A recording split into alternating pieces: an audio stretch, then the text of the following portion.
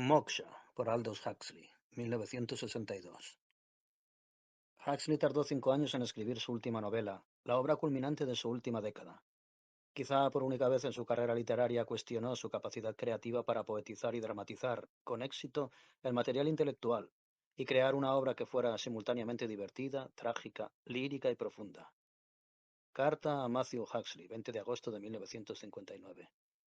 A Osmond, 22 de junio de 1958, le describió su tarea como la tentativa de imaginar lo que se podría hacer para crear una buena sociedad, consagrada a movilizar todos los poderes y dones latentes de los individuos. Introdujo en el libro algunas de las técnicas psicoterapéuticas de Laura. La isla, su último libro, está dedicado a ella. Las puertas de la percepción estaba dedicado a María, su primera mujer. Como advierte Sybil Bedford, estos son los únicos libros entre los casi 50 que publicó Aldous que llevan dedicatoria.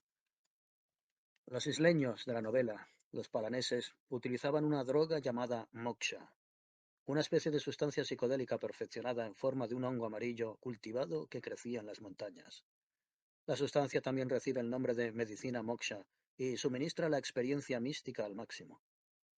A diferencia del soma de un mundo feliz, la moksha no es para los escapistas. Un principio ético capital de los isleños consiste en prestar atención. Atención. En una ceremonia del rito de pasaje en la cual se suministra la droga a los jóvenes palaneses, el guía revela su mensaje esencial. La liberación. El fin de la congoja. Dejar de ser lo que ignorantemente creéis ser y convertiros en lo que en verdad sois. Durante un breve lapso, gracias a la medicina moksha, sabréis lo que significa ser lo que en verdad sois, lo que en verdad habéis sido siempre. Fragmento de la novela. Aquí el sexo es distinto, insistió Murugan. ¿Debido al yoga del amor? Preguntó Will, recordando el rostro embelesado de la pequeña enfermera. El joven hizo un ademán de asentimiento. Tienen algo que les hace pensar que son perfectamente dichosos y no quieren nada más. ¡Qué estado de bienaventuranza! Eso no tiene nada de bienaventurado, espetó Murugan. Es sencillamente estúpido y repulsivo. Nada de progreso, solo sexo, sexo, sexo. Y por supuesto esa droga atroz que les dan. ¿Droga? Repitió Will atónito. ¿Droga en un lugar donde Susila había dicho que no existían adictos? ¿Qué clase de droga? La fabrican con hongos. ¡Hongos! Su voz era una parodia cómica del tono vibrante de ultrajada espiritualidad de la Rani. ¿Esos hermosos hongos rojos sobre los cuales solían sentarse los gnomos? No, estos son amarillos. La gente acostumbraba a ir a recogerlos en las montañas. Ahora los cultivan en viveros especiales en la estación experimental de altura. Droga científicamente cultivada. Bonito, ¿verdad? Sonó un portazo y se oyeron voces, pasos que se aproximaban por un corredor. El indignado espíritu de la Rani se disipó bruscamente, y Murugan volvió a ser el escolar con remordimientos de conciencia que intentaba ocultar furtivamente sus fechorías. En un santiamén, la ecología elemental sustituyó al catálogo de Sears Roebuck, y la cartera sospechosamente abultada desapareció bajo la mesa.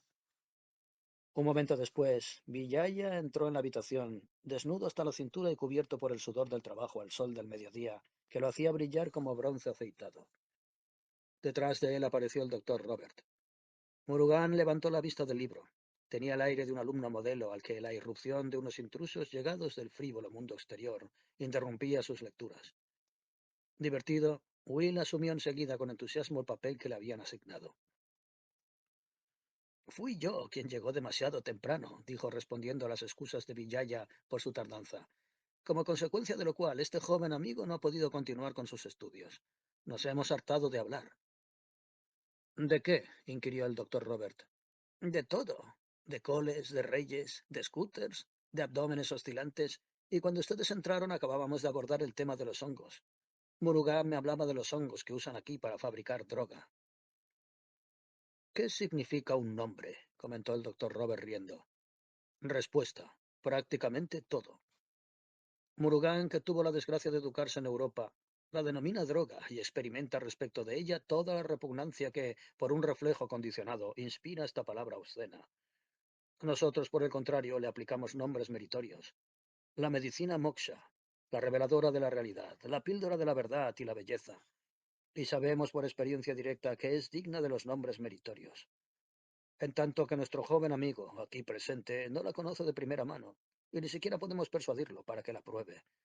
Para él es droga, y la droga es, por definición, algo que una persona decente no consume jamás. ¿Qué dice a eso Su Alteza?, preguntó Will.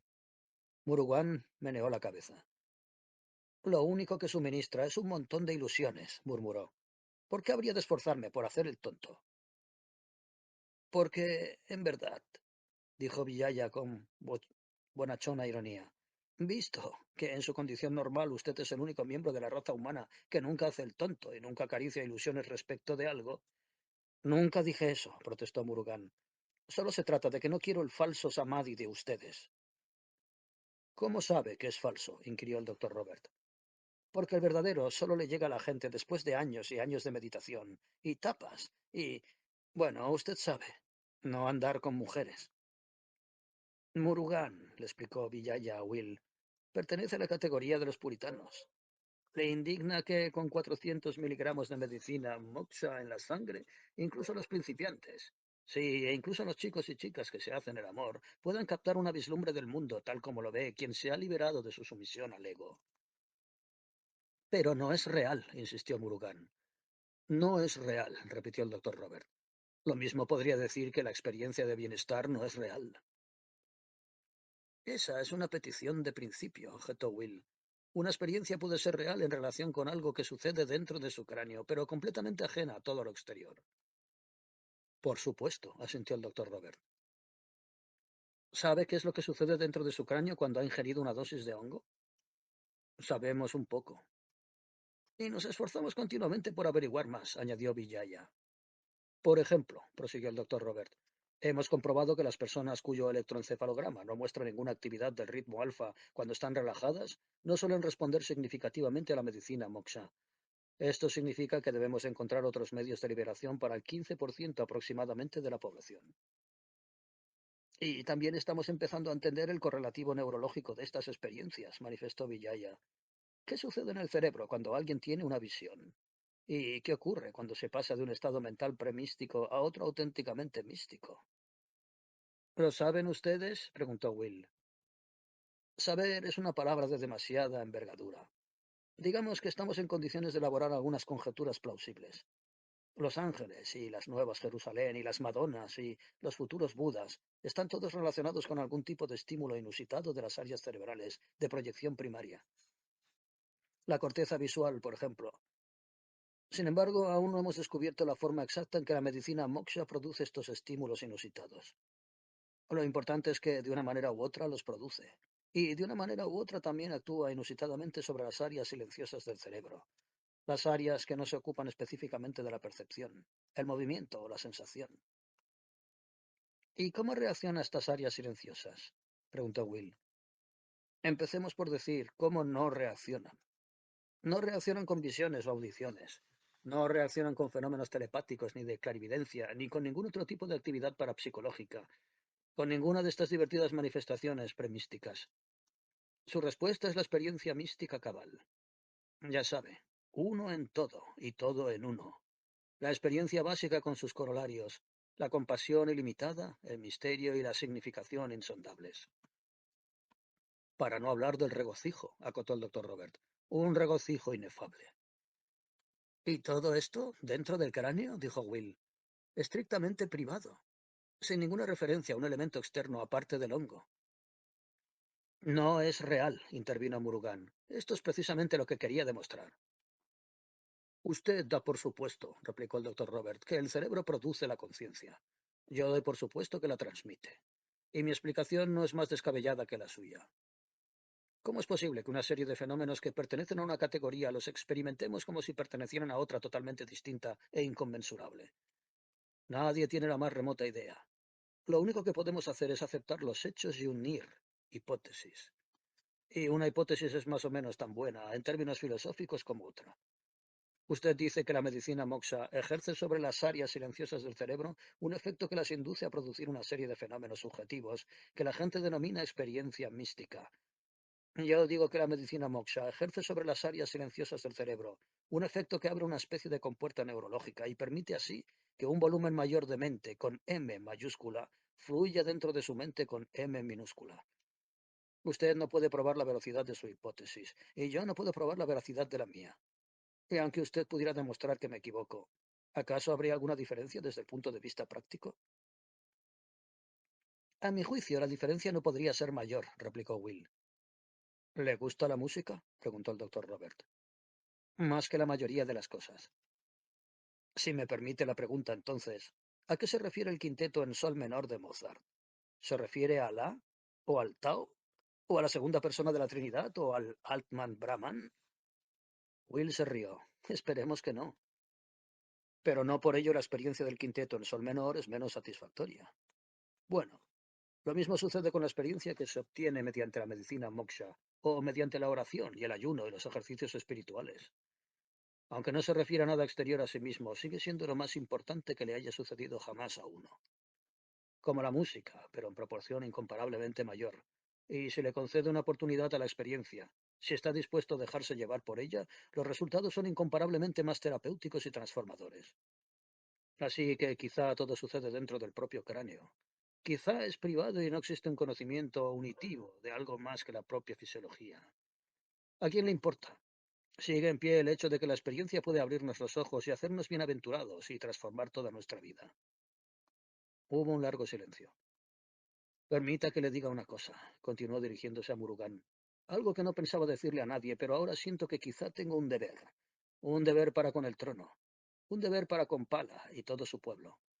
La obligación de relatarle esta experiencia muy privada.